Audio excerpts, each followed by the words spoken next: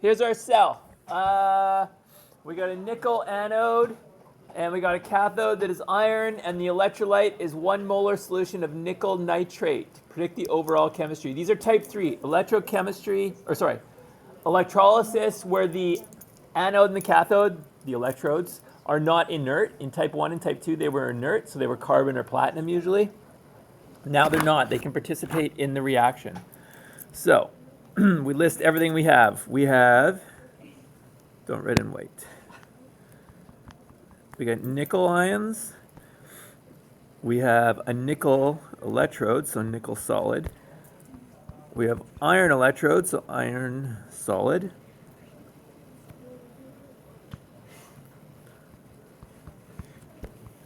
We've got a nitrate.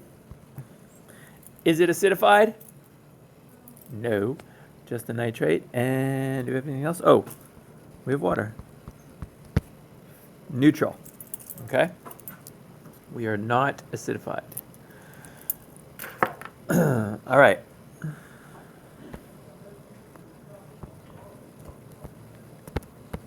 The cathode. So they tell us the iron is the cathode. Okay?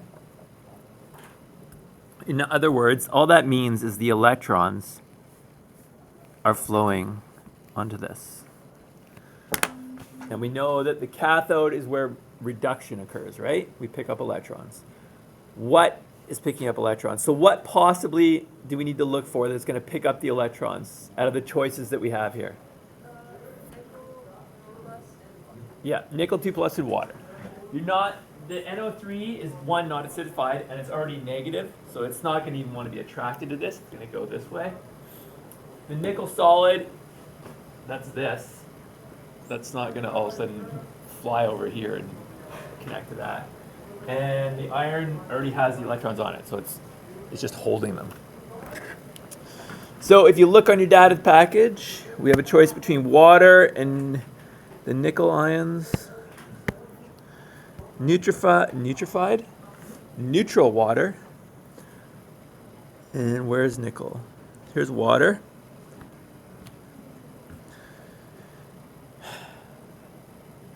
There's nickel right there. Boom. So what wins? The nickel wins, right? Because on the left side you want the higher one. The strength is going up. So nickel wins.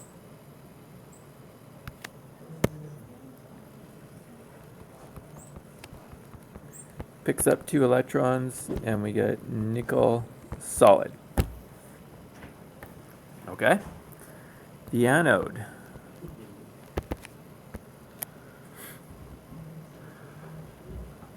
So we have a choice. This is where oxidation is going to occur. So nickel solid, iron's not going to really work because it's already the cathode, and you have water again.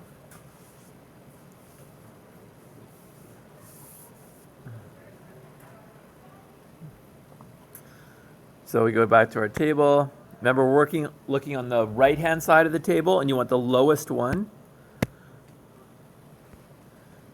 Well, here's the nickel. Water, neutral water, is up there. So what wins? The nickel. The solid nickel is what gets oxidized. Yeah, but that's the cathode. We define that as the cathode. We put electrons there. So that is just full of electrons, where it's holding the electrons. So the nickel solid loses 2 electrons. So what actually happens? So when you add those together, what do you get? Nothing. It all cancels out. Oh, no, it does.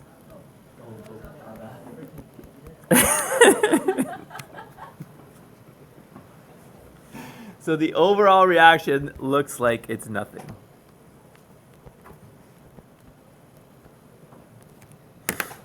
But what is happening? There is something happening.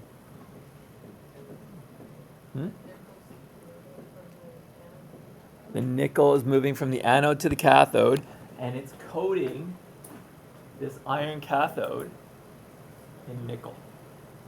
So it's iron underneath with nickel on top. Okay? This is electroplating. All right? So even though it looks like there's nothing happening, the nickel at the anode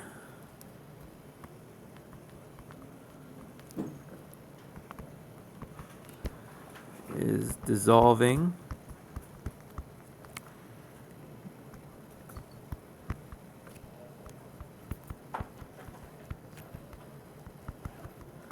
as nickel plus 2 ions, and then the nickel plus 2 ions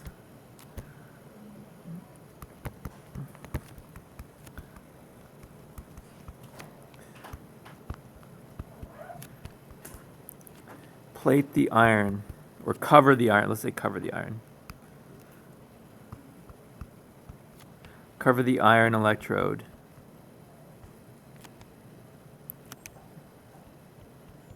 in nickel. That's electroplating. Okay. What is happening to the electrode, the anode?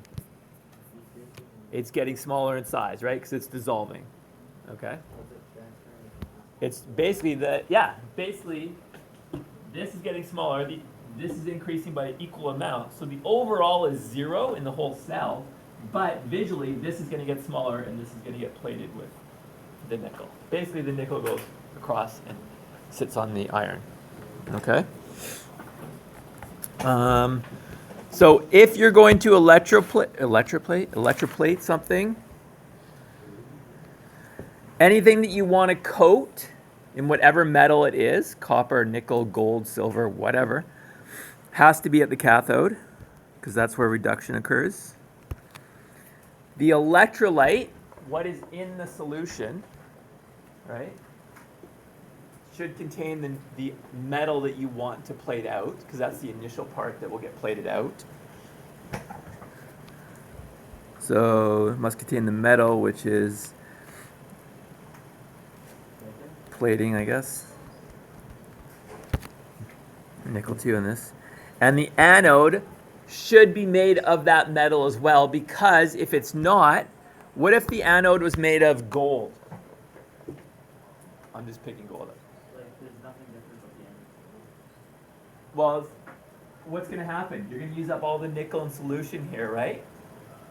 And then the gold will start dissolving and coming over.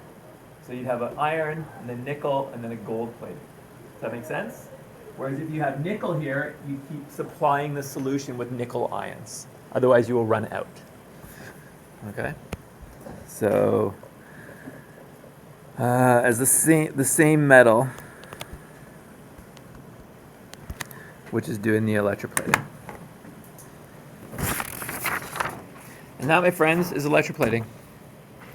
So you just have to have a cell, the two electrodes react, the metal that you want to, the thing you want to cover has to be at the cathode, the metal that you want to cover it in has to be in the electrolyte, and ideally the electrode is made, the anode is made of that metal as well. And that's it. Whoa, my voice is cracked. Sorry? We're not doing application. We will.